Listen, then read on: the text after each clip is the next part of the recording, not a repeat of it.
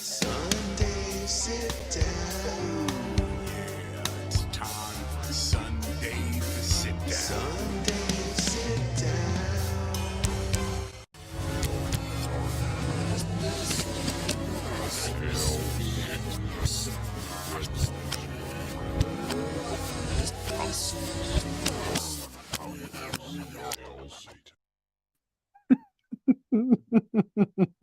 It is spooky season after all, correct? Good evening, everybody. It's Sunday. Sit down. Hi, everybody. My name's Dave. You remember me? We're Goldeners. And I gotta start off. By saying thank you. Thank you to all of my OG subscribers, my semi OG subscribers, and all my new subscribers, because God damn, that was a hell of a response to the video that I dropped today about the collection heard round the world. Anyway, yes, no, seriously, thank you. Tyler, what's going up? What's going up? We're getting trippy. And maybe he's gonna be here. Trip, that is. Thank you to everybody that hit the like button, watch the video, said some kind words. I feel all the gratitude today. Some really, really, really awesome comments. Andrew PCC in the house. Epic, epic, epic, epic, epic. If you say epic a lot, it just sounds like pepic. Epic, epic, epic, epic. Nope, not even gonna. And to the one guy who was a big, big, big fan of Watto in episode 1, he swindled me. No, sir. Misa no like it. And so yes, it was great. A lot of you already know about the collection. I showed you a little bit more. There was so much more to it. There was so much more in that collection, and you've seen some of it come out for sale the last 2 weeks, and you'll see some of it come out for sale this week. So, but that's what this is. This is not about that tonight. I've got a great recap of Rose City Comic Con, and we're going to talk about that and a lot more. It was fucking great. Yeah, Tyler. Yeah, Tyler. There's just a lot more in there. There were the modern-ish stuff. The modern-ish stuff was really good. I had a Kanan set in there, and there's a Ultimate Fallout set. Obviously, number 4 is not in there. I don't think I told that story. I didn't know if I should on the video, but I could tell it live. Johnny boy. So what he told me when I bought the collection, he had sent the person he was sending to get pressed and cleaned before he is submitted to CGC. I forget the name, and I probably shouldn't say it because they got into a lot of hot water for a multitude of reasons, but apparently a lot of stuff got jacked from this person. They got stolen, and in that stuff that was stolen, they stole his 2 Ultimate Fallouts that he sent and a couple other books. So he never even got those back. Rob, what's going on, my friend? I won't even do the accent. Don't worry. Yeah, he collected up until a couple of years ago. He was buying new stuff, but there were like he's a completist. So he had like full sets. There's a full Dark Knight Master Race set. There's a whole bunch of, there was almost a full run of Star Wars 2015 Marvel all the way forward. So I pulled, basically with that collection, I pulled about a long box and a half out of the other 7, and I kept that to sell. And then the rest went to my bulk guy. So I immediately made about $1,000 back from that, which is great because it was like high grade stuff, but I couldn't keep it all. And I didn't want to keep it all.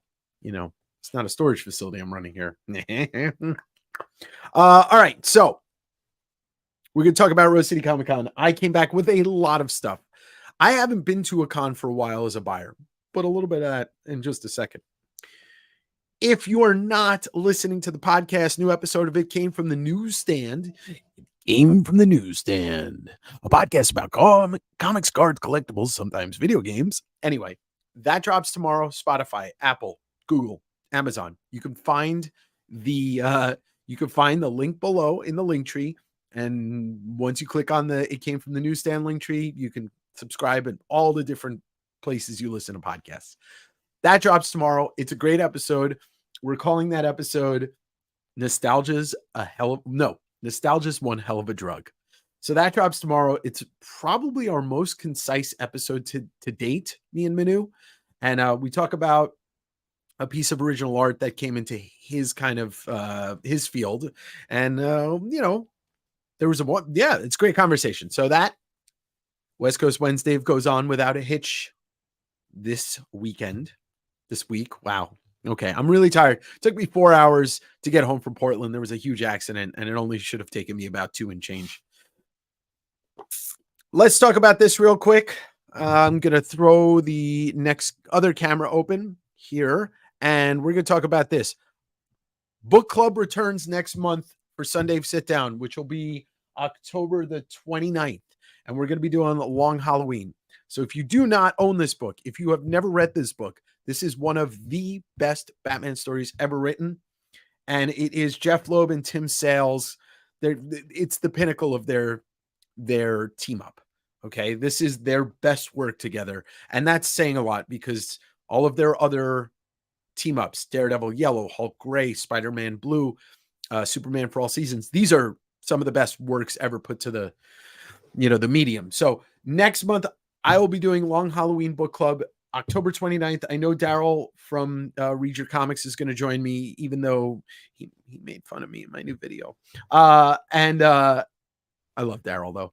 He's a friend. Friends can do that. So we're going to do this next month on Book Club. If you've never read it, I'm telling you, you're not going to read too many better Batman stories than The Long Halloween. So that is next month. Sundave Sitdown will be October 29th. I believe that is the last Sunday of the month. Long Halloween. I'll be reminding people about this. And, I'm going to get the Absolute Edition because I don't think I've never owned it. So this is fantastic. It'll actually keep you guessing. Like, this is a really good story. You're not exactly sure what's going on the whole time. And that's what's great. Armando, maybe, but if that ever happens, it's going to be in the future, far down. We want to get the subscriber base first. Right now, I think cross platforms, maybe we have like 120 subscribers altogether. It's really tough to read analytics on podcasts. So if anybody's ever had a podcast and can explain them a little bit better, please reach out to me privately because I want to learn more.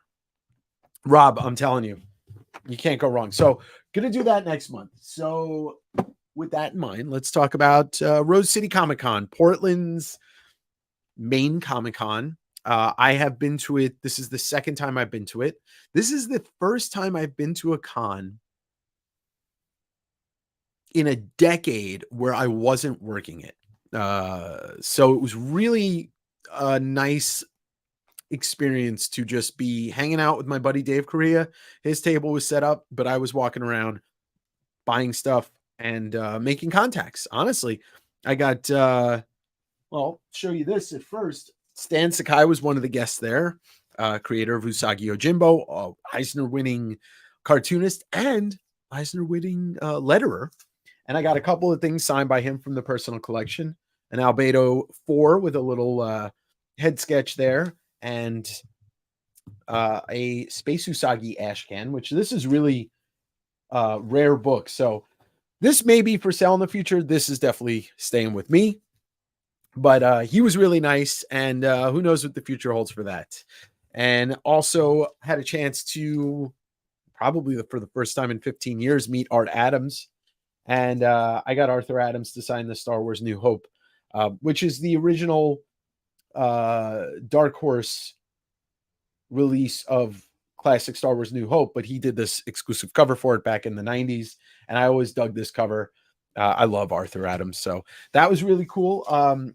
Adam Hughes was there. Now, some of you Adam Hughes fiends are going to love what I picked up. And this will probably be available this Wednesday. Tyler, you might also like this too. This is a print from Adam Hughes signed.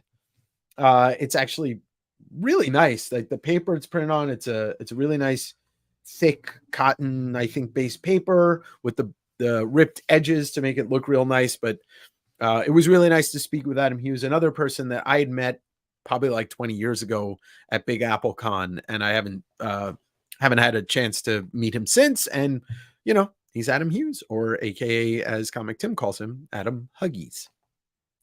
Yes, let me have that. So that was really cool. The Biz was there, and some of you, let me show this Arthur Adams print I got of Godzilla. Godzilla is probably my favorite, maybe besides Wolverine, is my favorite character that Art Adams does. I think he just does him so well. And so I had a chance to buy this print, and I couldn't pass it up. But the Biz was there, Simon Bisley, and I met him at London Comic Con when I was there in July, but his commission list was already filled up. So yeah, it is, Tyler. So this time I got to him before his commission list filled up, and I got the Biz to do this insanely gnarly, awesome xenomorph, because he's done a couple of Dark Horse books, covers, and I think he's done some interiors on Aliens books, and I just had to. I mean, it was between this, Judge Death, Joker, or Batman, and I went with the xenomorph because it's just too rad. It's pretty huge too. It's this has got to be probably like 18 or yeah, 12 by 18 or 12 by 19 or something.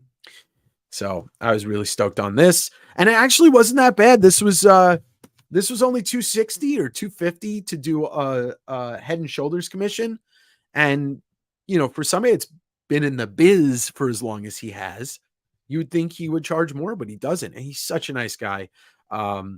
He really is. Yeah, this is pretty badass. So this will be getting a custom little frame job for it, and this will be going up on my wall. I got to start framing some of my original art, and I intend to put this up. I got a Batman by Norm Brayfogle, and I got that Crow piece coming. So I'm going to put up the stuff I'm going to frame is going to be the more commissioned stuff instead of the original pages, just because I want to wait until I live in a house that doesn't have windows everywhere.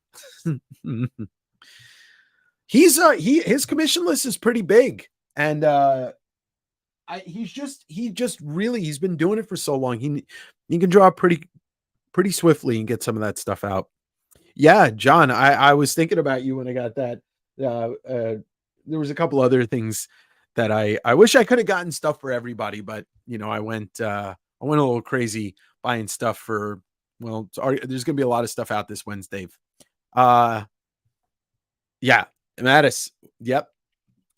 Oh, Eric. Oh yeah, of course, man. Well, I appreciate you watching, and yeah, anybody that comes says hi to me if they see me at a convention, I got the pins, I got the stickers. That's what they're for, to give to people. So nice meeting you too. So there was, okay, so if you were, there's only a couple people in here that might have been at Rose City. I did. Oh, Mattis, you didn't see it. Let me show those off real quick. I got him to do an Usagi head sketch on my Albedo 4, and I got the Space Usagi Ashcan signed. He was really, really nice. Really nice. So yeah, for those of you that were not at Rose City, there was a dealer, RKFA, Rare Keys First Appearance Comics. And this dude brought, I don't know, it was like 40,000 books. Nothing was organized. He knew what was in there, but it was basically like, make a stack and he gives you a price, but like you can work with them. Needless to say, I bought 2 short boxes worth from him. But let's talk about the probably the thing I bought the most of. I got a Batman 423 newsstand. I got another Batman 423. I got another Batman 423. I got another Batman 423, and another one, and another one, and another one, and another one, and another one, and another one. I went a little Todd crazy. Some of these are third prints, and not all first prints. Most of them are the mid-grade, lower, they're not like super high grade, but needless to say, everybody will have a shot at one this week. You can't You can't pass up Todd. I did go Todd crazy. Johnny's in the house. What's up, brother? You know what the thing is? I bought one, and then that was on Friday. These were all but one were still available today. And I said, you know what? Fuck it. I'm gonna take a shot at buying them all since everybody left them in the boxes. I think what the thing was is that people were afraid to bring up these books and be like, oh, how much do you want? Thinking he was going to charge like $200 a book. And, you know, since I spent a whole bunch of money with him, he gave me a really good deal on everything. So don't be afraid when you're at a con, if you see somebody that says, I want all of this gone, then offer whatever. And his thing was, his name's Luke. And his thing was, oh, I'm not going to be insulted no matter what you offer me. He may say no. And it's kind of like when I do my graveyard sales, I won't be insulted. I'll just say no if I don't like the offer. Hot book, hot book. But yeah, I just took a swing and I got them all. But that's just the tip of the iceberg. Holy 423s. Holy Batman. I saw Todd and I bought all the Todd. Comic Tim, I think Comic Tim might be on vacation in New Jersey right now. All right. Now, you know, you all know that I have a love-hate with slabs, but I'm just going to show off the couple of slabs I got from our RKFA. They're all Spawn slabs. This I'd never seen before in person. This is the Spawn 299, the Fan Expo Canada from 2019. There's only 1,000 copies of these. It was a 9.8, so I figured I'll pick that up. This is probably going to go to our friend Bryce, Grandmaster B, but that's a Spawn 300 J. Scott Campbell 9.8 sketch signed. And then I don't own this, so I'll probably put this in the PC. This is a Spawn 300 second print foil. Actually, I don't know. It's worth a bunch of money. And then a Spawn 284 Matina sketch cover 9.8. So these were kind of like, he was trying to pawn off slabs on everybody, like buy one Spawn slab, get one free. And I was like, well, look, you know, I kind of like Spawn, and a lot of people that buy comics from me like Spawn, so it can't hurt. Yeah, he only did covers, but a couple of them, Tyler. It was mostly like the, you know, like the milestone issues. All right, so like I'm not kidding. There's 2 short boxes down here that I brought home from the con. This is one of the coolest things that I think uniquely cool things that I bought from that table. This is a Jessica Jones 1, the hip hop variant, signed by Brian Michael Bendis, signed by interior artist Michael Gatos. And then I think that's Bendis that wrote Just Fucking Shoot Me on it. Because if you look at Gatos's M, it looks nothing like that. This will, you know, most Pawn Spawn, most of the stuff you're going to see tonight I'm going to try my best to make it available on Wednesday, as well as, you know, other books, you know, crazy stuff. This I bought for myself from a friend who's a local Washington dealer, Travis Knott.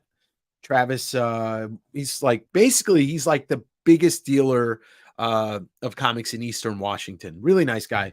But this is going for my Sankiewicz collection. Bill Sankiewicz. This is a comics interview special edition. Electro Lives Again. I don't think I own this. So if I don't own this, it stays in the PC. If I do, well, then it goes out for sale on Wednesday. What's up, Daryl? Oh, Daryl, I announced it, and you know, if you're in, we're doing this next month for book club, Long Halloween, on Sundave Sitdown on October 29th.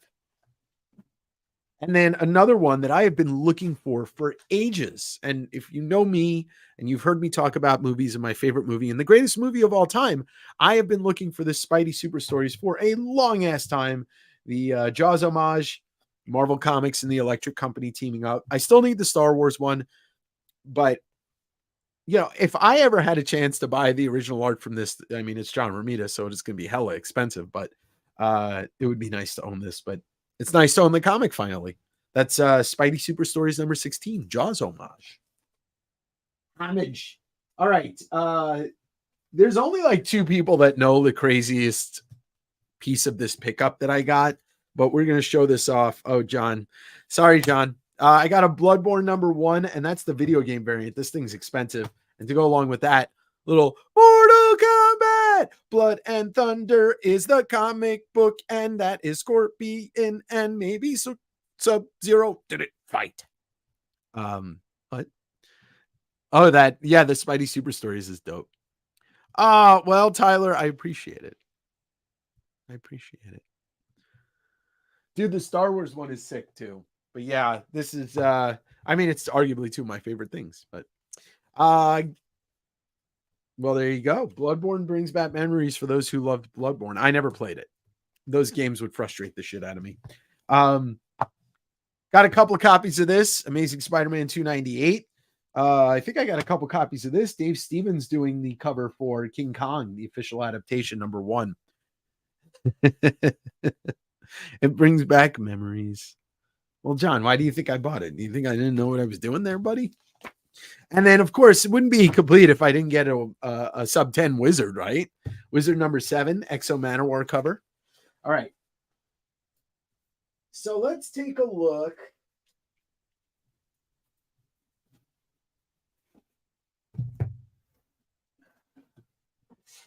Let's take a look at something here.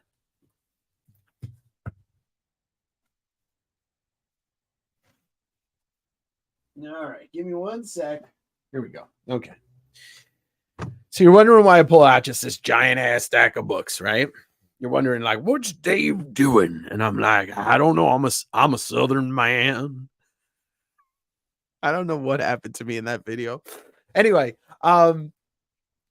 so once again, I was looking through the stuff at our RKFA, and I started to notice there were some bags and boards that were a little bit different. I looked on the back, and there were a couple books that were like Mark Jewelers, and so I was talking to the guy Luke, and he's like, "Yeah, I got another short box of Mark Jewelers." He's like, "It's all Amazing Spider-Man." Well, folks, I think you could say I'm complete with Todd Mark Jewelers books, because every single one of these is a Mark Jeweler variant, and these are all Todd's. Now, the only one that wasn't in there was 316, 298, and 299.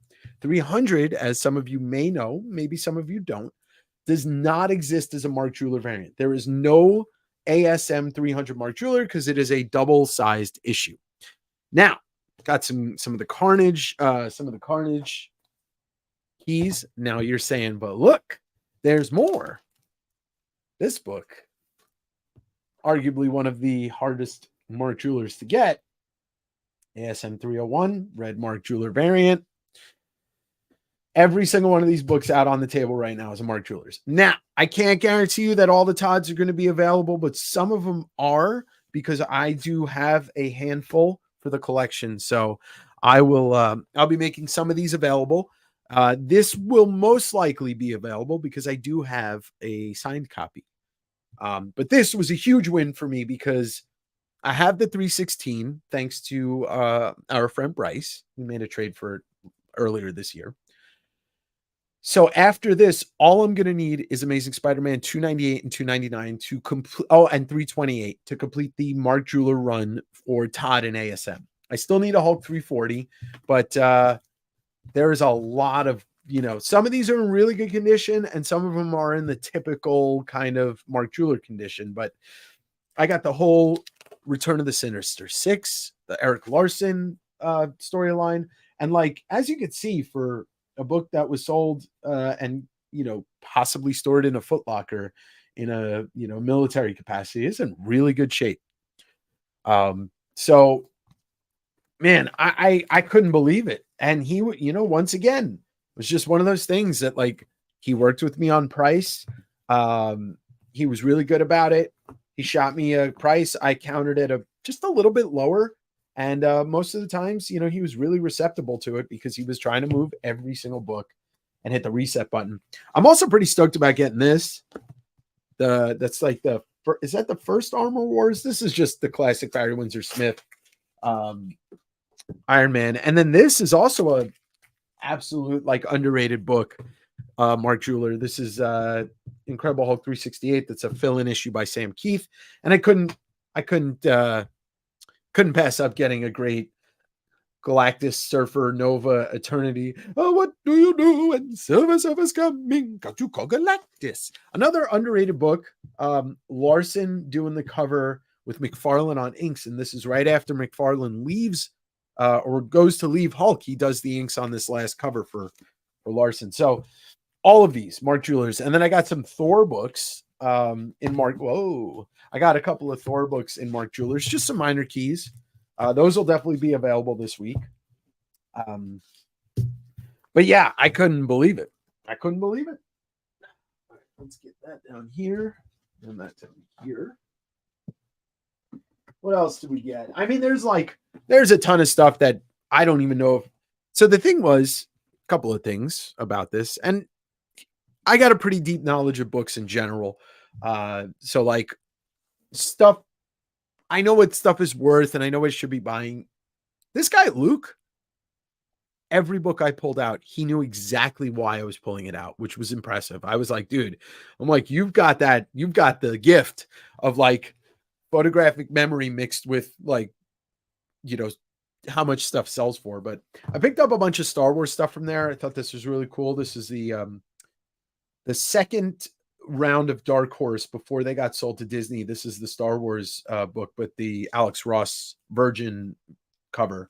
I think I picked up the whole set of Obi-Wan and Anakin. This is a Mark Jeweler. I thought this was pretty cool.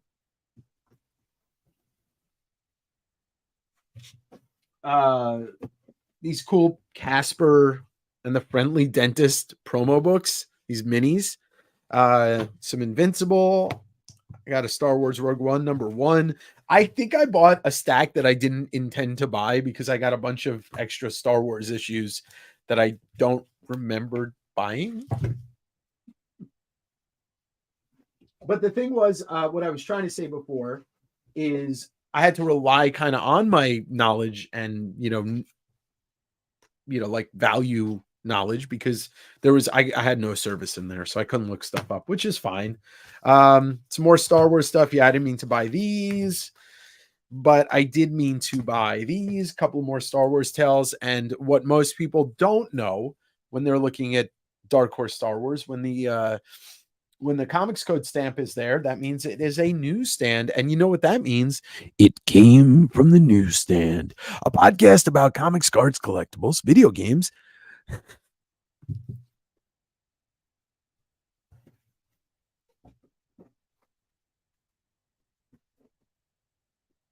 All right, what else we got here? What else is worth showing up?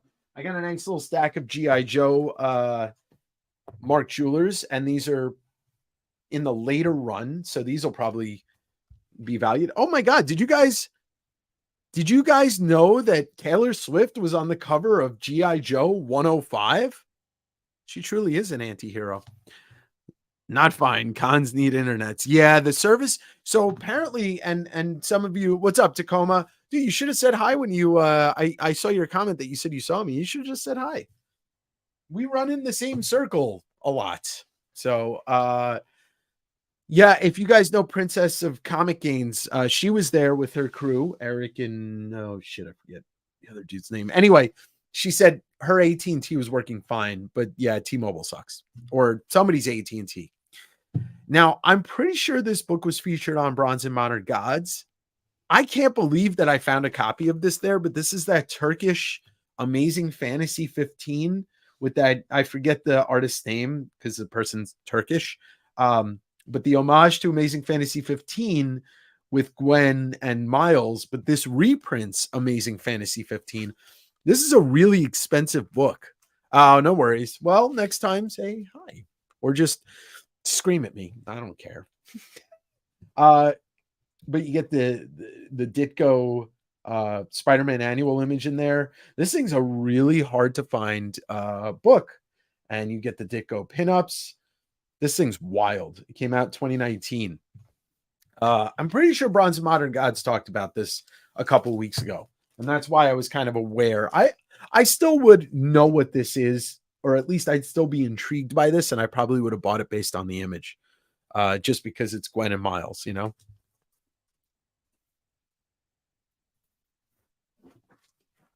Speaking of Gwen and Miles, I scored another Spider-Verse set after selling one last week. So that was pretty cool. Came right back in. Plus, I got 2 copies of the first part. This Spawn 303rd printing, I don't think I own. Well, I do now. And then this Del Otto Amazing Spider-Man 11, another Mace Windu, little Todd homage. This is the first time I've ever had this, the Overstreet fan with the preview of Thrawn. So that's cool too. Lots of books that either I just sold or have never owned came my way this weekend. Mark Jeweler variant of the first New Warriors.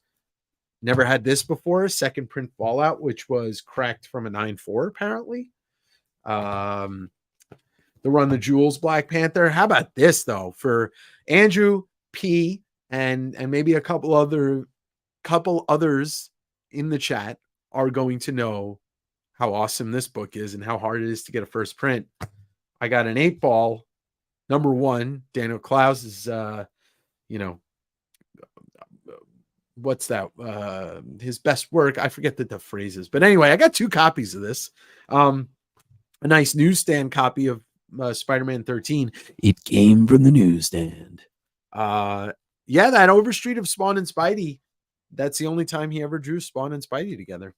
But that's the book. That's the thick book. You can get that. You should buy one because they're probably half price at this point. Some Jack Kirby goodness. One of the greatest comic books of all time, The Megalomaniacal Spider-Man by Peter Bagg. Little Edge of Spider-Verse number 4. Another copy of the first War Machine Punisher. I believe that's the first cover of the Gunslinger. And then the New Warriors. Oh, wait, no, this is not the New Warriors cameo, but either way, that's classic. That's a Mark Jeweler also. Yeah. Nice.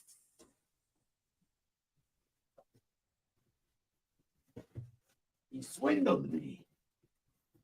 All right. What else did I pick up from that same? I got the paperback. The hardcover's nice, but you can't go wrong with either, Tyler. Django Fett, first appearance. Newsstand. Another set. This is not the correct price. So I don't want people to think that is, but another set of Coyote 11, 12, 13, and 14. Coyote 11 is the first artwork published by the Todd Father. You know what? Let's take a look at it. Nah, actually, I don't want to. My hands are all dirty. I don't want to get it. If you're a fan of the Bob Hall interview, you'll have a chance to get one of these. Because I got one for myself, but that's Armed and Dangerous Special. That's the book that he wrote after living in New York and kind of being inspired by a lot of the crime stories that popped up. A couple copies of a Fantastic Four 252 with the tattoos. A Spawn 8 newsstand. Feels like there's 2 books in here, but that's double bagged. How about this? Rob, actually, one of our friends that are in the chat right now has artwork, has story in this. This is Dark Horse Presents 100 with that Bernie Wrightson Hellboy cover. But, all right. Well, I spoke out of turn, Rob. You're in the other one. Oh, Rob, you'll have to chime in on the chats. Anyway, it's Bernie and it's Hellboy. A Ron Friends signed Spider-Girl number 75. This is the first appearance of Ahsoka in continuity. Here it is. That is the cameo of the New Mutants. That is a Mark Jeweler variant. Some more Mark Jewelers here in G.I. Joe. Look at this fucking thing. I just got it because the cover, Sonic looks like a psychopath. Sonic Live, the 48-page special, and it's a newsstand, but Sonic looks crazy on this. Then we've got a episode 1 Phantom Menace with that Darth Maul cover. Newsstand. A Crisis on Cape Canaveral. This is like a promo book for Amazing Spider-Man. One of the cooler modern covers in yeah, Tyler, that is straight cursed. Hi kids, I'm Sonic. I'm jumping out of your TV. Bruce Timm, Amazing Spider-Man, Mary Jane cover. John, speaking of you, a couple of Horizon Zero Dawn, a couple of Horizon Zero Dawn books. Wow. Yeah, look, Bruce Timm doing MJ. And then of course, Nothing would be, no trip to a Comic-Con would be complete without a visit from our friend, Misa. This is Misa Comic. Okay, day. Star Wars Tales 3, newsstand, baby. And there's a whole story about Jar Jar in there. Let's take a break from that. Let's see what I got at. I took a visit to Fallout Comics, which if you ever go comic hunting in Portland, it's a must. You never know what you're going to find in there. You never know what's going to be said by the guy that owns it, Rich, but there's stuff to be found, including that Amazing Heroes Sankiewicz. That's number 99. The JSA number 9 Power Girl Alex Ross cover. Dark Horse presents number 31. This is volume 2 with a Mignola Hellboy story. Oh shit, I forgot to get the sign today. X-Men Annual Red variant, Art Adams cover. Supergirl on the Michael Turner variant for Superman Batman number 8. That's a San Diego Comic-Con variant. Catwoman Alex Ross, another Art Adams doing the homage to Mike Zeck, Champions number 1. And then this, which I've been looking for a long time, Sam Keith cover to Comics Interview number 84 featuring Wolverine versus a Xenomorph. How could you not want that? All right, what else do we get? Let's see. I feel like I can't remember what the key is on this, but I bought it. Knights of the Old Republic 33. Maybe it's like a Malik key. I don't know. It could also not be. Dark Horse presents number 1, featuring Jeff Darrow cover of Big Guy and Rusty the Robot. Dude, I know, right? Right, Derek? It's so sick. Star Wars Tales number 7. Boba Fett. Boba Fett, where? Heroes Inc. presents Canon, a Wally Wood book from 1969. Darkwing Duck number 1, which I have no clue when this came out. I don't know what volume this is. I just bought it because it's Darkwing Duck. Stephen Platt, Moon Knight number 56. Akira number 24, and I'm pretty sure I need that for my run. Oh, you know what? I want to check something. So me and my friend Yellow Beanie, if you don't follow him on Instagram, you should. Been trying to figure out if they did a direct and newsstand run of Akira, and I don't think they did. I think they were just arbitrarily putting a barcode on it. But what's weird is I did a little research, and there are times where CGC has slabbed these and called it a newsstand edition, but I think they were just all barcoded after issue like number 6. But if anybody knows if there's a direct version of some of the later issues without a barcode, please let me know. I'm gonna look in my box of Akira and check. I got a Space Usagi number 1, Knights of the Old Republic War number 1. This is later Star Wars Dark Horse. Really tough to find. First Talon, cameo Corda Bowels, I think. Batman 3, a couple of low print run Savage Dragons, 152, the Osama bin Laden cover, 177, the Bush Kerry cover, 120, the Obama cover, 145.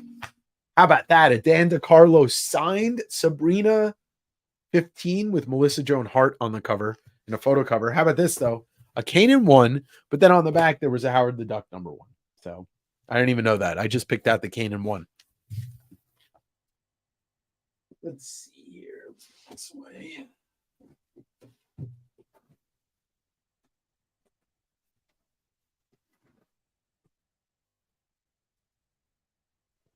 I can't even. This is Cosmic Ghost Rider number 1, but I don't think that's like any big thing. It's just a good book in the first issue. I don't know. Darth Maul number 1, second print. How about little I was talking to Manu today for like 2 hours on my drive because I was like I said I was in the car for 4. And he's burrowed into my brain with the Spider-Man Adventure stuff. And so I picked up an issue number 9 and an issue number 8 with that classic cover. And then I picked up an issue number 5.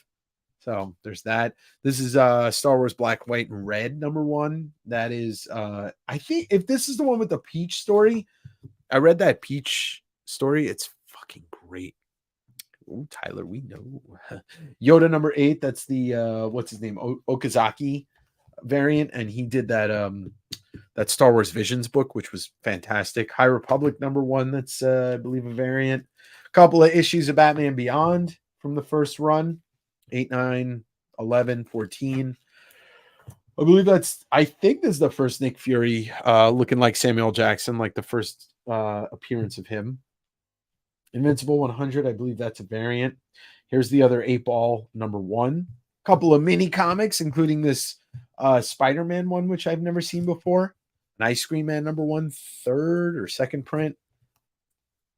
That is a low print run, late period G.I. Joe, and then got that Impulse one with the DC. There was a whole box of those DC Universe ones. You missed the adventures? Wait, they're right here. Don't worry, they're right here. They didn't go anywhere. I got that one.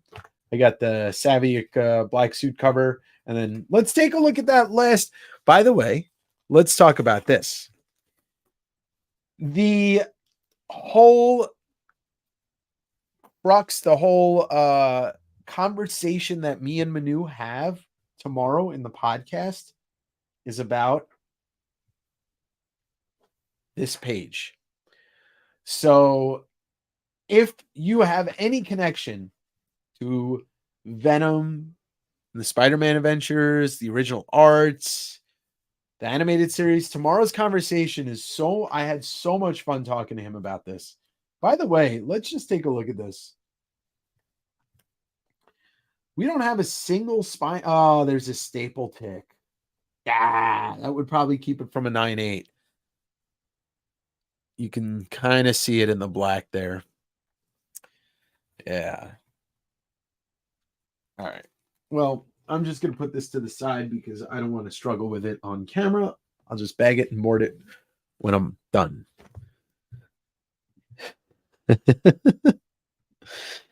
Oh, Derek, you're going to love it. You got to listen to the podcast tomorrow.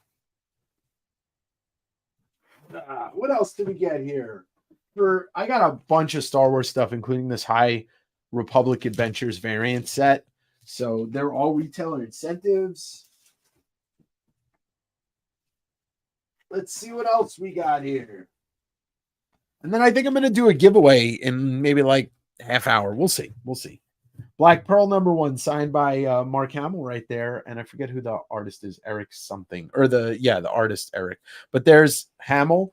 More DC Universe logo variants. Okay, so this thing right here is the biggest book I picked up at the con, and I didn't know. Okay, when I tell you, I didn't know exactly what this book was, but I knew it was unique. This is Savage Dragon number 156. It's a Herb Trimpe variant cover, and it's an homage to the Hulk, I forget what number it is, but it's the first appearance of Krylar. Okay, so the cheapest copy of this available there's only slabs on eBay, is $1,000 in a 9.6. I think I'm gonna just sell this raw because I think that's the way to go with this. Since there's a bunch of unsold slabs on eBay. But then the last 2 sales on this were like 800 and Manu sent me a picture of it. It was like 800 in a 9.6, 860 in a 9.6, and 370 in a 9.2. So I did not see any Netherworld variants, Chris, but I would have picked them up if I did. So yes, this thing is insanely hard to find. I am actually part of the Eric Larson Savage Dragon group on Facebook. Because I like Eric Larson. And so I'm going to see if maybe I could sell this first there. And then if not, probably just throw it on eBay. Hello, Amber. Hello there. Continuing with the DC Universe logo variants, I got that DC versus Marvel 4. First printing copy of Last of Us number 2. Spider-Man Mangaverse number 1. And then, of course, it never hurts to get more Todd. ASM 316 homage, Spawn 222. A couple of Phantom Menace covers. I don't have that one for my Jar Jar collection. And I I don't think I've ever seen this cover before. The Hugh Fleming cover. I picked up a Secret Wars 1 and then another ASM 301. This is all from the same dealer, RKFA, Rare Keys First Appearances. Spider-Man, I didn't even realize this is the Walmart exclusive. Well, I just picked it up because it was the movie adaptation. Can't go wrong with an Alex Ross Spider-Man 798. He threw this in for free just to seal the deal. The first appearance of Cassandra Cain. Stephen Platt signed Moon Knight number 56.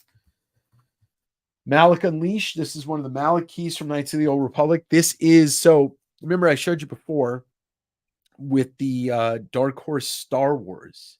The way to tell the original newsstands was with the comics code stamp. But then when they went into this era, they stopped doing that and it would just say Star Wars. And so the only way to know that it was not a newsstand, it actually said direct. So it would either say Star Wars or Star Wars Universe. That's how you know it's a newsstand. Picked up I know I have this issue, but can't hurt to have more first volume Turtles. Star Wars Legacy. See, there you go. Right there is a perfect example. Legacy had, that says direct sales, and then this one just says Star Wars. Star Wars Tales number 10. I got another copy of this back after selling it. This is McBain number 1. But what's cool about this book, it's not a comic that you can read. It's actually a fold-out poster that is a comic. So each page is a piece of the poster. It's really cool. Simpsons 215. How do you resist that? Buying this? And how do you resist buying this? Simpsons 240. Look at that cover. Come on. I thought this was cool. I know these are really new, but Fantastic Four homage, number 1 homage. I think I needed this for my Usagi run, so I just picked it up. What else? What else did he get?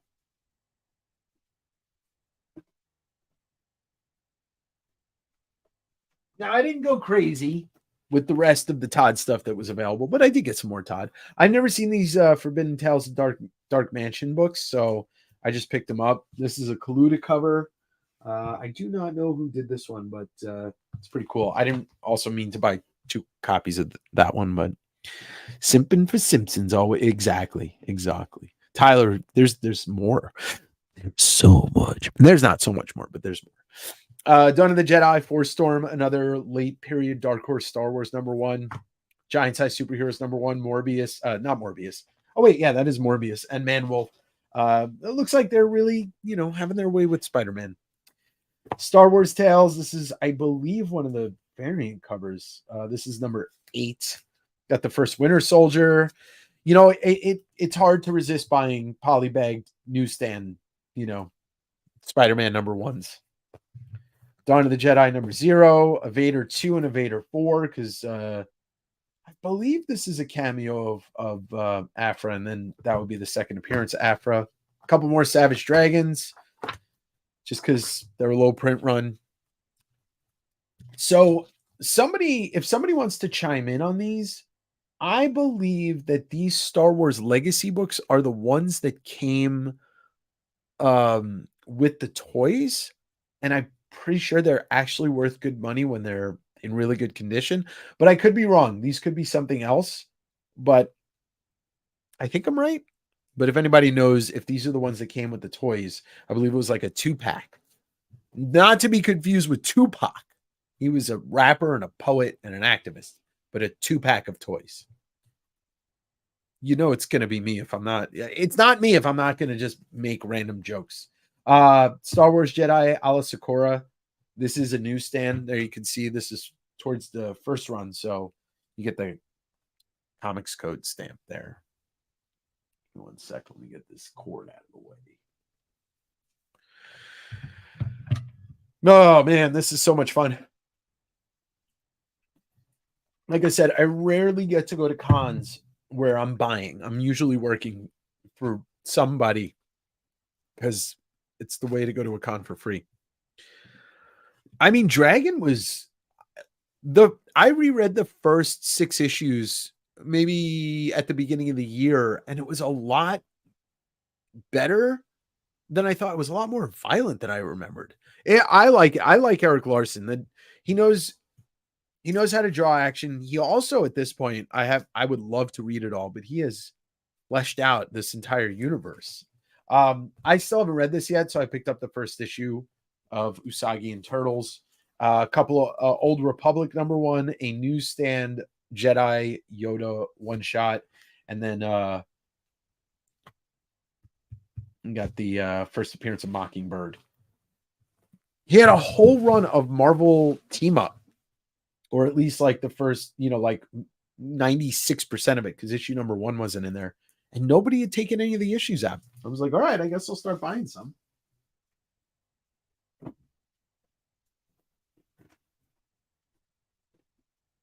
All right, we're coming to the last pile of stuff. But yeah, I mean, this was in there, and he didn't care. Like, he wasn't like, oh, I'm selling that as a whole run. His whole thing was he wanted to get everything out of there. Had I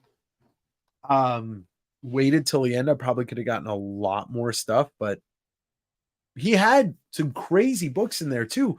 People were like pulling out Secret Wars 8s, and then there was a Clone Wars run, and then there was this, that, and the other thing, and it was just like, he's no, that's what the dude probably made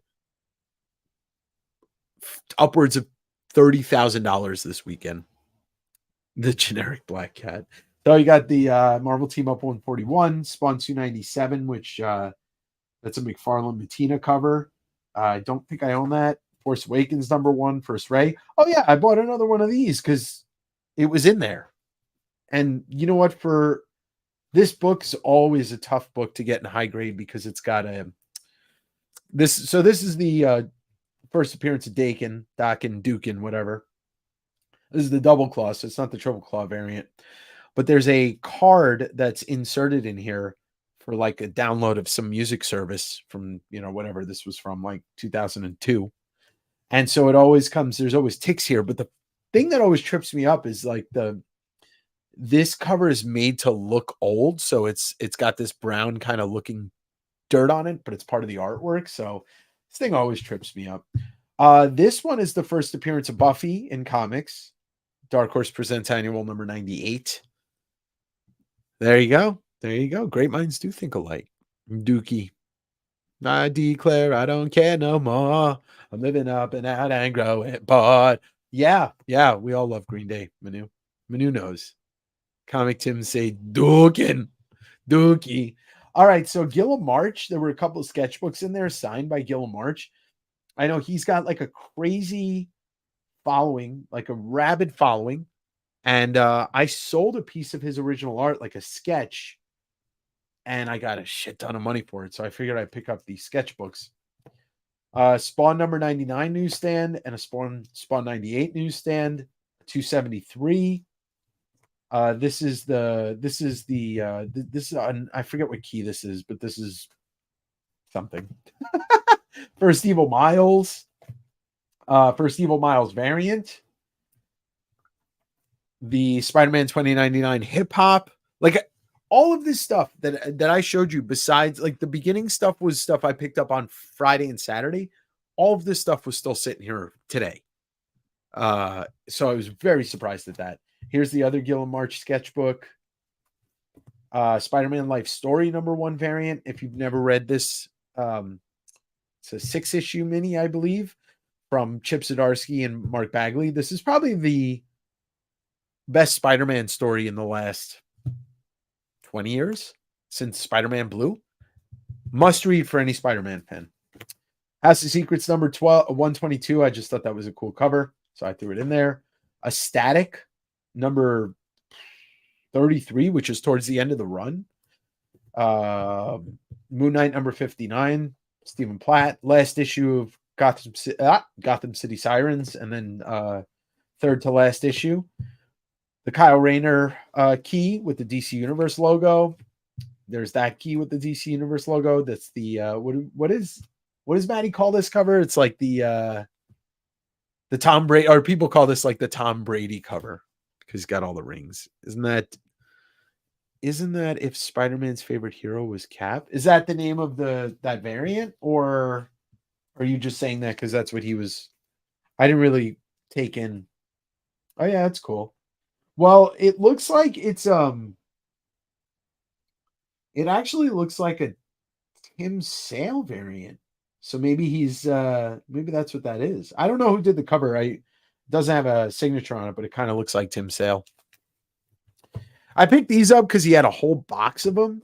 So they're J. Scott Campbell Amazing Spider-Man Midtown Comics variants. Just grab 3 of them. And then you can never go wrong with the Venom 2099 stuff because they're towards the end of the run of Spider-Man 2099. They're both variant covers, I believe. That's a Jay Lee and that's a Howard Chaykin. So can go wrong with that. Spider-Man Republic 50, that's the last issue, and then the Sienkiewicz 301 variant. There's a storyline where Pete grew up loving Captain America. Maybe that's it. Why does everybody say AMS? It's ASM. You're the second person to say that today, Tyler. Did somebody retcon ASM?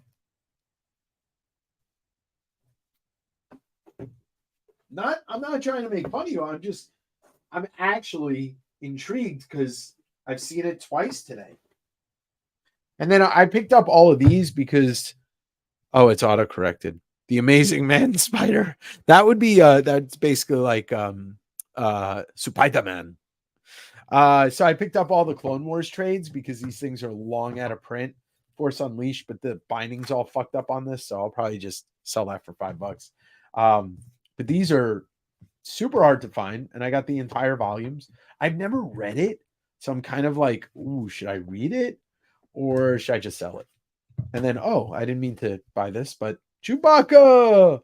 What a Wookiee!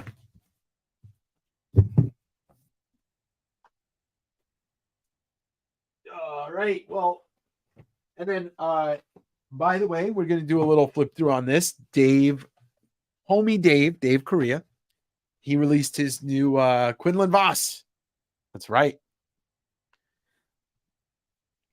Yes, it is. Read The Last Stand on Jabim and it's worth. I mean, apparently those books are really good. I've never read them, but I kind of want to. So maybe I'll read them because they're already like, pre-owned copies. So it's not like I'm going to damage them.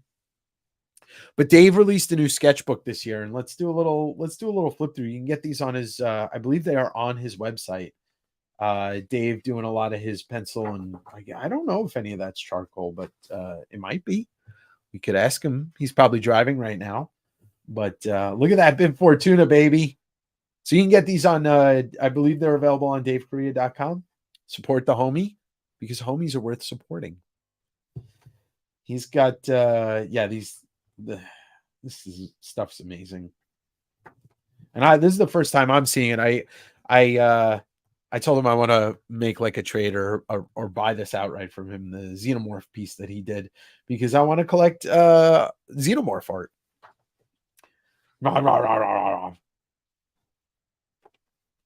I mean, this is perfect for Halloween. Like you can just sit and read this in Halloween all night. He made a mask, which you can see in one episode on the channel. This is probably the sketch for that mask.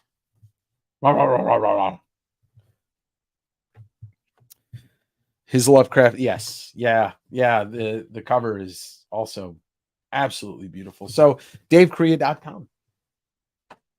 His website used to be called playswithknives.com.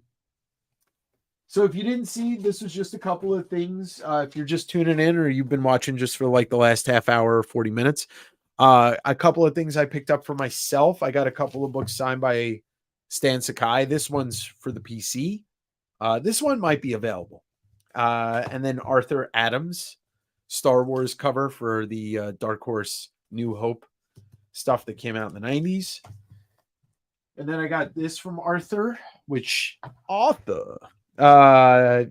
said before, I think his Godzilla is one of the best things that he ever does used to do on a regular basis.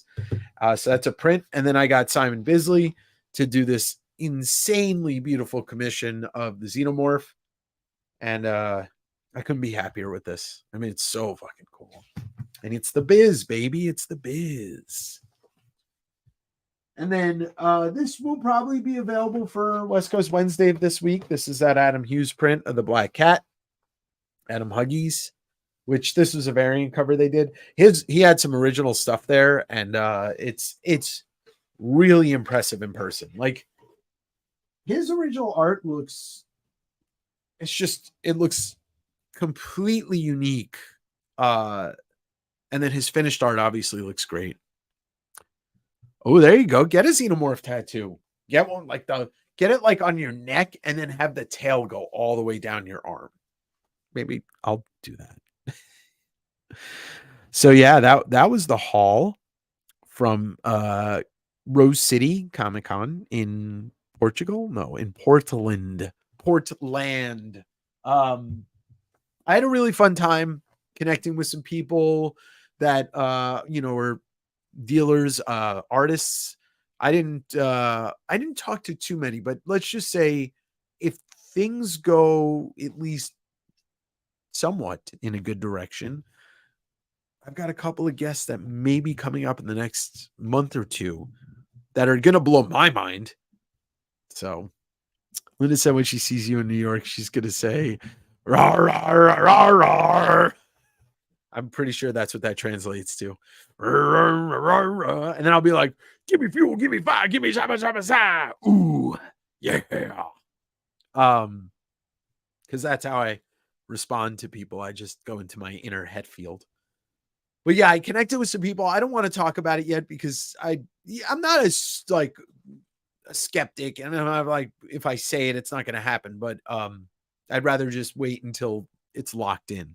So if you have Stan Sakai on the channel, if I had Stan Sakai on the channel, I'd shed my skin. I will literally jump out of my skin and be like, I'm new. But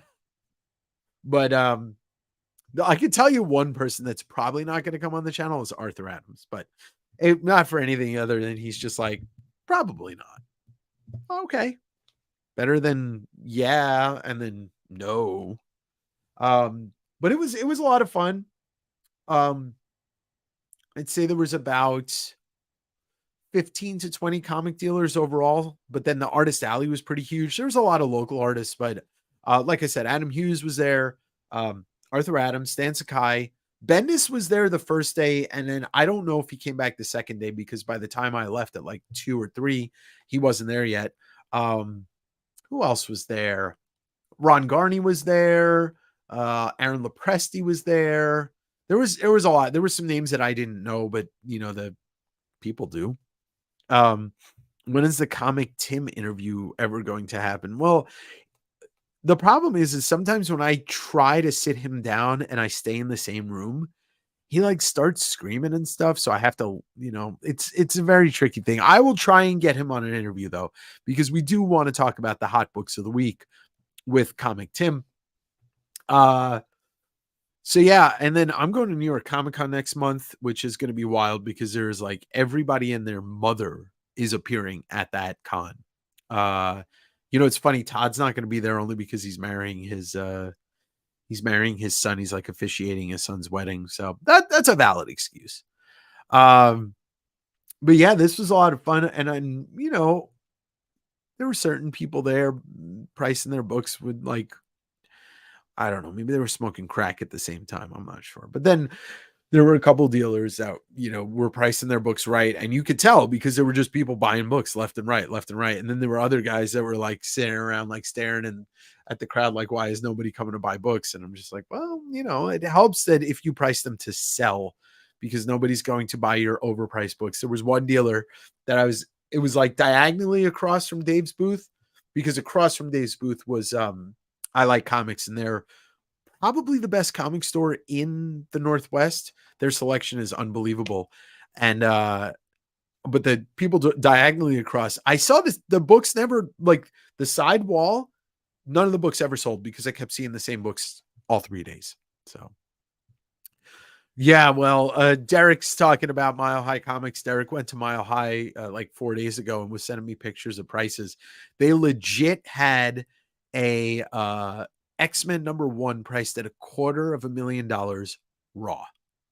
$250,000. That means they were trying to sell a raw copy of X-Men #1 for the same price you can actually own a house in a lot of the country. It's not like you can't buy a house in, the middle of the country for 200. You can buy probably like 100 acres in certain parts of this country for $250,000.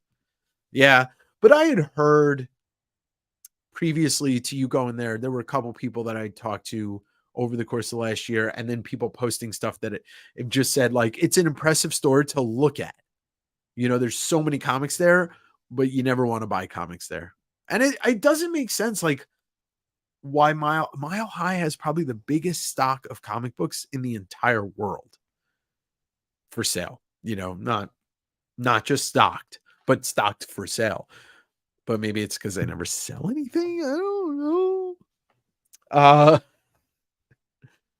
um but yeah, overall, really good time at Rose City. And if for those of you that may have, live on the West Coast or thinking about going to Portland, let me tell you, I lived in Portland for 10 months when I was working for the Comic Book Legal Defense Fund before, like it was right before the pandemic and my life was not in a good place. But Portland is always going to be near and dear to my heart. First off, without a doubt, and you can ask anybody that knows anything about Portland or comics, there are more comic stores in Portland and in the Portland area than anywhere else in the world.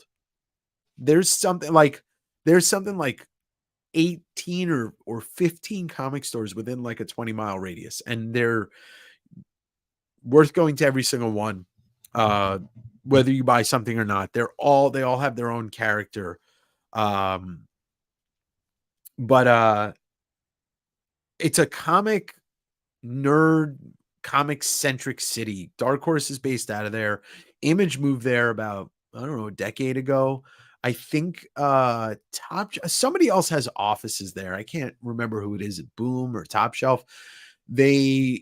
Some of the bigger creators in the last 15, 20 years live there. Bendis is there. Kelly Sue DeConnick, Matt Fraction, Steve Lieber. There's, ton of talent that lives there. I don't even know if the bar still exists, but when I lived there in 2019, there was a comic book themed bar that did trivia every week, all comic book themed. There's drinking draws everywhere in that city. Image, no. Todd just lives in Phoenix. Todd is the only one that lives in Phoenix. So McFarlane Productions, TMP, is in Phoenix, but Image is in Portland. I think IDW was at a point in Portland. But just Image's offices are there. That none of the creators live there. Larson lives in the Bay Area. Sylvester lives in California. Liefeld lives in California. I don't know if any of the Image founders, maybe Jim Valentino lives in Portland. Todd is in Phoenix, right. But it's just a very comics heavy city. The nonprofit I used to work for, which, they're a shell of their former selves. Comic Book Legal Defense Fund is there, but they teach their courses taught at, I think, Willamette and one of the other colleges there about comics. It's just such a nerdy comic centric city. Yes, they were there for a little bit, but I think they moved from Berkeley to Portland. That was the move. But I know this might be a controversial thing to say. In my humble opinion, as somebody that has lived in parts of this country, that has traveled for work and loves to eat food, I put Portland as the top food city in the West Coast. I almost think that's an unarguable thing, but if you've never been, I could give you 6 restaurants that would change the way you think about the West Coast and food. Great movie city. If you're into movies, there's a lot of cool movie theaters, including the Hollywood Theater, which Tarantino put as one of his favorite movie theaters in the country. I saw Once Upon a Time in Hollywood the day it came out there, but the day that Hateful Eight came out, he actually just showed up at the theater, at the Hollywood Theater, and introduced the movie and watched it with the crowd. If you're a Lovecraft fan, every October, I think it's in a week and a half, there's a Lovecraft Fest where they do like a film festival of Lovecraft films inspired by his works, new short films, and all that stuff. And they have like a little convention. Uh, maybe he was. Hey, bud. Hey, bud. What's that taco you're eating? Um, the comic stores that I could at least vouch for in Portland, Excalibur probably has the best back issue selection. Uh, and it's on Hawthorne. Cosmic Monkey probably has the second best back issue selection, as well as probably the biggest selection of new books, trades, and just fun stuff. And then Fallout probably has the weirdest vibe and the best treasures you're gonna find. Yeah, the guy Rich that runs it, he's a interesting dude, but you'll get some good books out of him. You're just a slut, Tyler. I definitely would have bought him and brought him his lunch every day. Yeah, you could have been a little Todophile. Todophyte? Todophyte.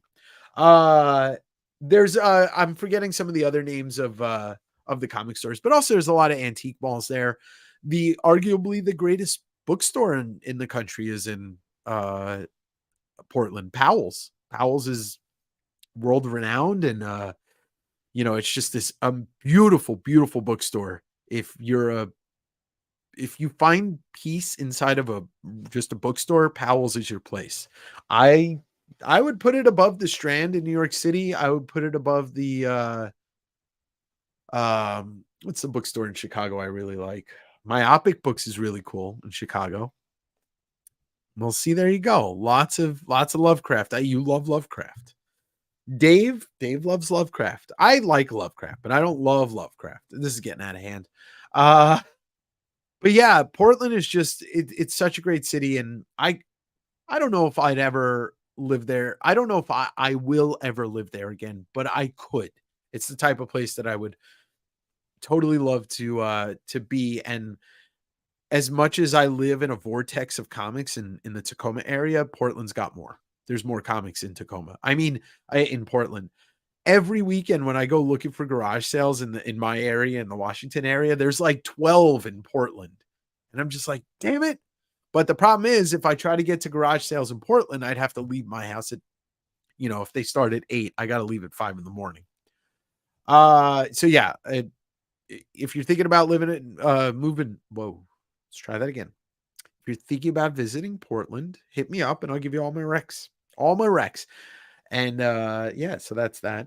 And New York's going to be a trip. I will probably get overwhelmed at New York Comic Con because it's like the size of San Diego at this point. So that means there's going to be 250 to 500,000 people, maybe even 700,000 people. And if the strikes do end in the next week, because I know there's talks, I don't think they resolved anything, but apparently they were really okay. They reached a tentative agreement. Let's take a look at that. I'm just seeing this news now. This is super important for pretty much everything that we are entertained by. Look at that. I get a heritage thing. The WGA and the major studios and streamers have reached a tentative agreement on a new 3-year contract that promises to end wow, that's wild. So that's going to change a lot of things that are happening inevitably. It's going to change a lot of things that are happening in the comic sphere. There's going to be a lot of things that go right into production. And I hope it doesn't really change the vibe of New York Comic Con, but inevitably it probably will, because I bet if they resolve the strike, if it's official that this tentative deal goes breaking news. Yeah, they were talking yesterday, but I think the news just broke about that. It could change the vibe of the Comic-Con, because with 2.5 weeks left, Marvel's going to be scrambling and DC's going to be scrambling. Can we put together a panel? But maybe not. Maybe it's too late. and it'll remain a very comic centric. I used to get bear claws lodged in 2 at a time.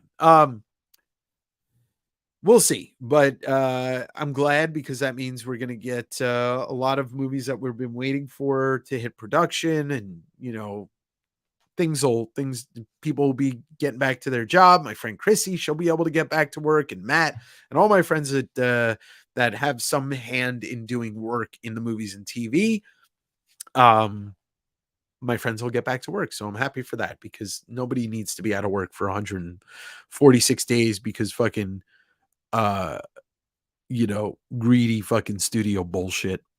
You think they'll overbook NYCC? I don't, it may be too short of a time span to do it. They might book one panel each, but I don't think they're not going to be able to get space on the show floor because that's all taken up. And could you imagine what would happen if people were starting to get pushed out by the studios on Comic-Con? They would riot, and nobody needs a riot in New York.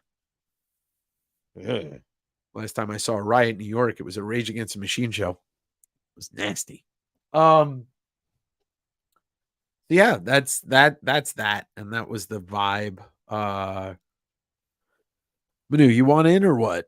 I didn't even think about it. I got some energy. You let me know. So yeah, big happenings with the podcast. We've got another great episode tomorrow, and SAG is still on strike. Oh, that's right. All right. Well, they can get, at least the writers can get a jump on, which honestly, when you think about it, if things aren't being written, oh, that was Trip. Sorry, Trip. I was looking at logos and I missed your logo. If we're looking at, production, yeah, you want to get the writers starting to work anyway first.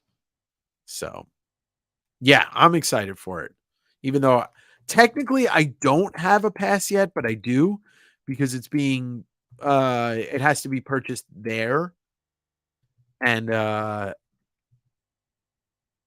but my buddy who's exhibiting is going to just buy it for me. All right, no worries, Manu. I sent you a link, but don't worry about it. Let's do a giveaway. We got 20 people in here. And I want to give away a Spider-Man #1 polybagged newsstand edition because it came from the newsstand.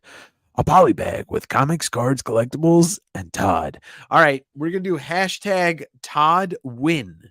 Hashtag Todd win. One word.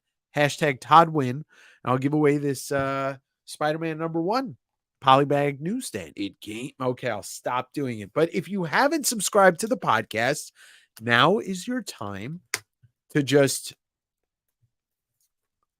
click your phone, go on Spotify, go on iTunes, Google, Amazon, fucking anywhere that has podcasts, it's there. And subscribe. Because what happens when you subscribe?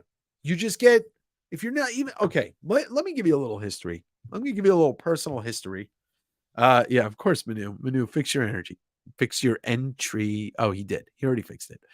Todd, when let me give you a little personal history. If you ask my friend Scott or you ask my friend Tanner, I always used to say, I'm not a podcast guy because I wasn't. I didn't like podcasts. They put me to sleep. I tried to listen to, what was the crime one? This American Life, the one with the dude that killed the, whatever. And I would always fall asleep. But then COVID hit. You remember that? The panda bear that made all the people sick. Kobe Bryant. Pandemic hit. I became a mail carrier. I worked for the USPS. I had my Bluetooth speaker. I had to listen to stuff all day to stop from going crazy. I started listening to podcasts. I would listen to specific people on podcasts. I started with listening to Todd, all the interviews he did on podcasts. That's how I found I started watching and listening to Cartoonist Kayfabe. But I would listen to Todd interviews because he was doing a lot of interviews during the pandemic because he got the DC license to do the toys. Anyway, then I would listen to Phoebe Bridgers because she was on a bunch of podcasts. And I would listen to Conan Has a Friend and Dave Grohl and all this stuff. I fell in love with podcasts. And then obviously we know where that went. You know, I started doing the YouTube show. But now I'm doing this podcast with Manu. And I always secretly, or maybe not so secretly, I wanted to do a podcast as the West Coast Avengers, but I didn't really, the video thing is one thing, right? It's easy for me to get in front of a camera, talk about comics, show comics, because there's that interaction with a visual aid. But I didn't have the kind of like the initiation to do a podcast because I don't want to sit there and just like talk by myself. I wanted to be engaged in conversation. I do enough talking by myself. And so me and Manu, I brought the idea up literally live on Instagram with Manu, and he's like, let's do it, because we wanted to do something together. And so I'm really proud of this podcast. I know I'm self-promoting a lot, but whatever. We don't really go in with this idea of, we're going to talk about this.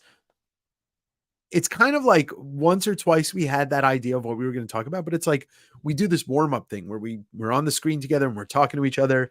And then like one of us will say something and it'll start a conversation. I'm like, dude, we need to go and start recording now. And that's where it goes. Tomorrow's episode, we had already discussed that this is what we want to talk about, but we had no clue where the conversation was going to go. So it's extremely organic. I'm extremely proud of it. You may not be interested in it, but I will say this. It's not just about comics and it's not just about selling, but the kind of the road that we both lie on is that we are comic collectors, sellers, whatever. But it just goes in different directions. And sometimes I feel like I sound like an asshole. And I know Manu, we're both like overthinkers like that. And it's weird. It's weird. And I don't know if other people go through that have podcasts, but I'm super proud of it. And I love talking to him about it. Yeah. Well, that's the funny thing, Rob. It's like this whole thing, like this whole joke that goes around with, not the actors. All right. Yeah. Yeah. I thought you meant something else. Okay. So WGA has reached the tentative. It has been a beautiful thing. So I hope, if you're into podcasts, if you're not, still give it a shot. We could be your workday companions for whatever amount of time you listen to us, or we could be your, I got to take a dumb companions. I don't know. I don't care. Wherever you want to listen to us, it doesn't bother me. All right. How many people? We got 17 people in the giveaway, and giving away this Spider-Man #1, the newsstand, barcoded, bagged. I mean, it's, it had a price tag of $25, whatever. It is what it is. It has a poly bag line, so you don't have to. I'm not. I don't know. Well, thank you, Mattis. Appreciate it, and I appreciate all the help you do. And let's give another plug. Not just Mattis. Mattis has a great Instagram account where he shows off comics, but Mattis runs the Discord, the Dave Vengers Discord. There's a link down below if you're into the Discord thing. The best thing I could say is a 43-year-old human, that is just learning Discord for the first time in his life. It's the old internet of like a bulletin board, BBS, mixed with like the new internet, like a Reddit type thing. But what we do in the Discord, we just continue the conversation. But we have a lot of different sections. You could show off the new stuff you picked up. Like our friend Armando here was sorting through his comics and found some double signed Captain America books by Liefeld and I believe it was Loeb. And then we do panel showcase. If you're reading a comic and you find a cool panel, take a picture, put it in the Discord, or it's just me, like promoting the stuff that's going on. So Mattis is, yes, very much appreciated for being a huge part of that, along with Sean, anti-pop culture. And Sean's not here, but we love you anyway, Sean. All right, here we go. We're going to do the giveaway. We got 17 people. Hashtag Todd win. Ryan, you put Todd wine. So you already put Todd win also. So let's do that giveaway. I'm going to share the screen so you guys don't think that I rigged the contest. Send nude stands. It's in the Discord. That's right. The actors haven't made a deal, so they can't talk about it. I get it. Yeah. Well, they'll get to it eventually, though. All right, so 17 people, hashtag Todd win.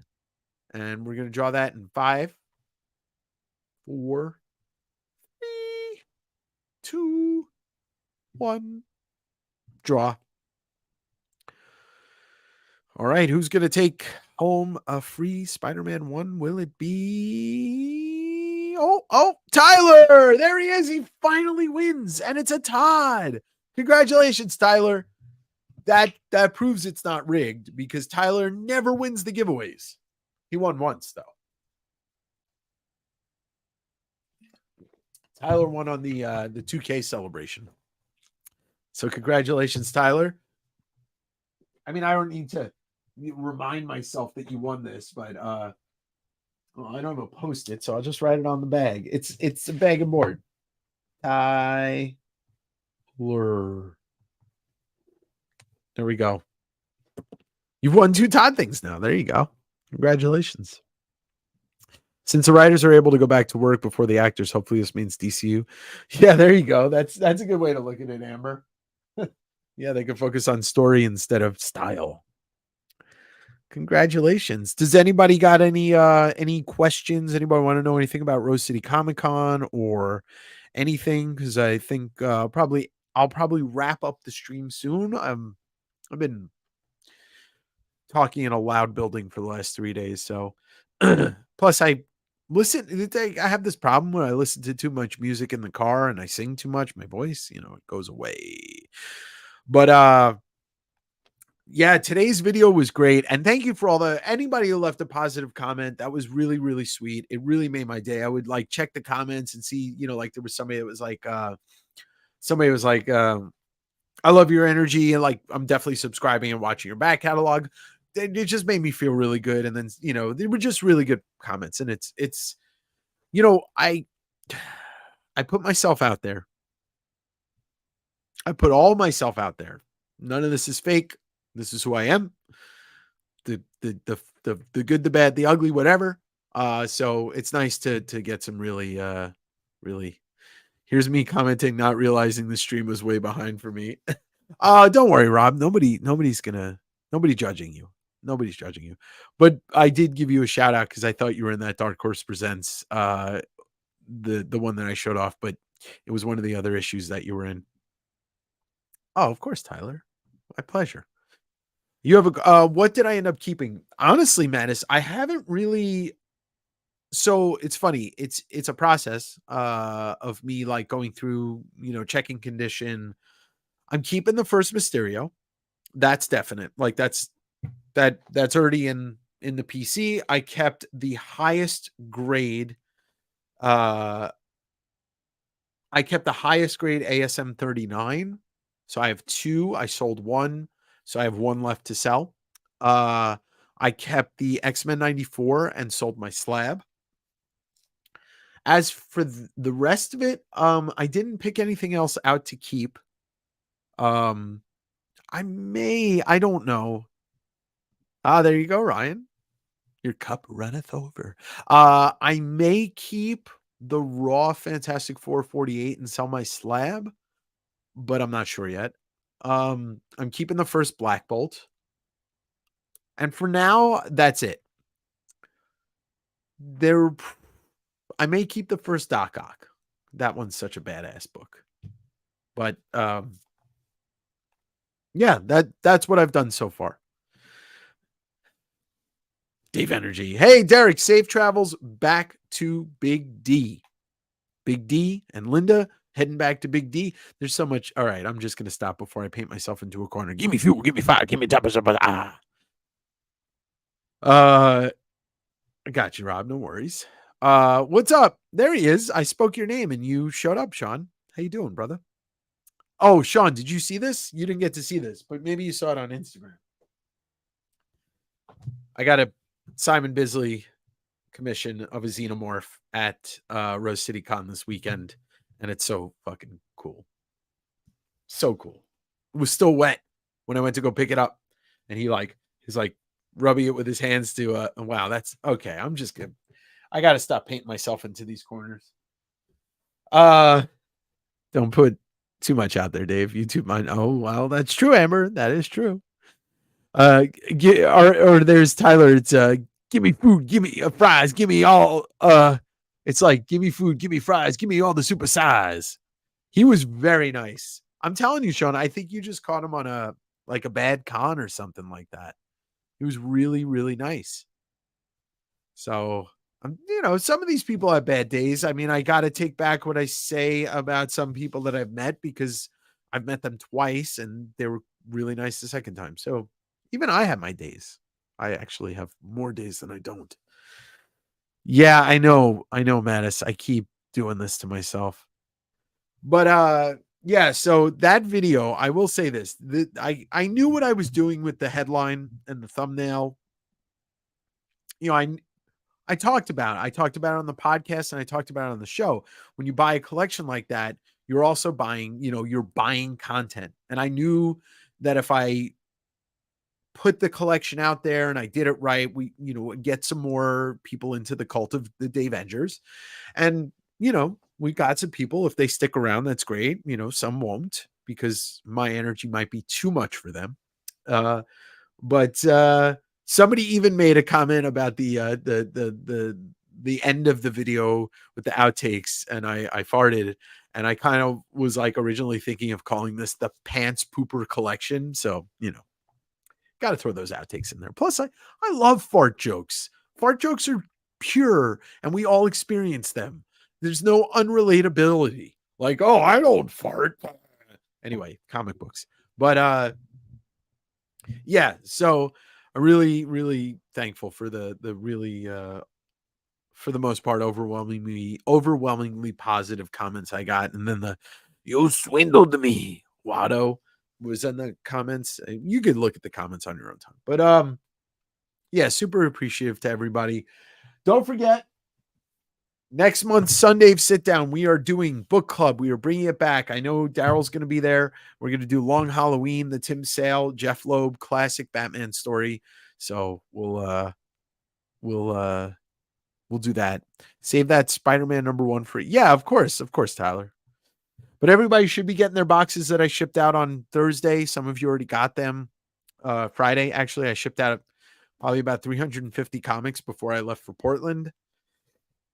But anyway, I think that's going to do it for tonight. Like I said, I'll be back on Wednesday, and new episode of It Came From the Newsstand. New episode of It Came From the Newsstand drops tomorrow morning. It'll be available at 6 a.m. Eastern time. Sometimes, even when I schedule it for 6 a.m. Eastern time, it shows up at midnight, according to young Tyler here. So maybe he knows, but you got it, Ryan. And thank you for the message. Ow, I just bit my tongue. Thank you for the message you sent me this weekend. It really meant a lot. And I'll keep putting it out there for everybody to experience. Awesome. Well, I hope you enjoy it, Tyler, and let me know how much you love it. Is this the issues that Batman takes all of the Robin's trick or treat? It's exactly. He spends the entire book following Robin around, stealing his candy. So, well, hell yeah, Tyner. All right, guys. Tyler, I love you. I love everybody. Thank you for joining. This has been a blast. If you're watching this on the replay and you're looking at some of these books that I showed off tonight from Rose City Comic Con, I'm going to try my hardest to make sure everything is available for sale on Wednesday, plus some bangers from the collection. And we're going to have a lot of fun. And then next week may have a little treat for you with a dual sale with a friend. And I'll announce that as long as it's going to come through. But get ready, guys. Spooky season's upon us. Don't forget to pick up a copy of this and read it. It's one of the best Batman stories ever. Long Halloween. All right. Thanks, everybody. Have a great night. Enjoy the newly revamped Sundave Sitdown theme. Oops. There we go. Ready? Yeah. It's time for Sunday to sit down. Sunday sit down.